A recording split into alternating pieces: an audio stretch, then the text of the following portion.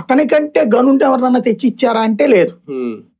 ఎవరో ఒక పార్టీ కార్యకర్తకే ఇచ్చారు ఆ పోస్ట్ కూడా.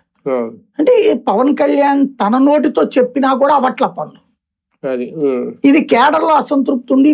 వీళ్ళు అప్పటికి మొన్న ఎప్పుడూ లేనిది ఒక మనం కూడా డిబేట్ చేసాం, గుర్తుంది కదా, కూటమి సోషల్ మీడియా అని. ఎవరు పెట్టారు ఇది? ఆ లెటర్ కూడా తెలుగుదేశం వాళ్ళు పంపించింది, జనసేన వాళ్ళు కాదు పంపించింది, బీజేపీ వాళ్ళు కాదు పంపించింది. అంటే వీళ్ళిద్దరి తరఫున వాళ్లే జనసేన వాళ్ళు అందరు సైలెంట్గా ఉండండి అని చెప్తున్నారు. అంటే ఒక ఇది డెమోక్రసీలో కంట్రోల్ చేయడం అనేది కష్టం. అది పవన్ కళ్యాణ్ ని తొలుస్తోంది. కాబట్టి ఆయన తన అసంతృప్తిని తెలియజేయడం కోసం ఈ పని చేస్తున్నారేమో అనిపిస్తోంది.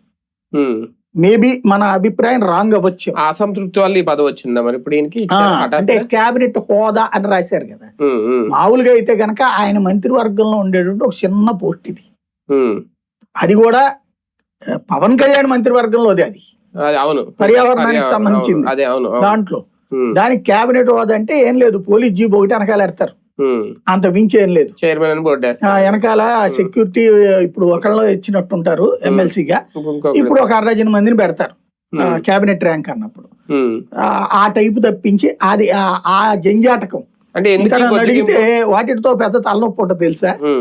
అది పెట్టుకున్న దగ్గర నుంచి ఇప్పుడు వాళ్ళు ఎక్కడికన్నా మనం ఎక్కడికన్నా వెళ్ళినప్పుడు వాళ్ళకి కూడా భోజనం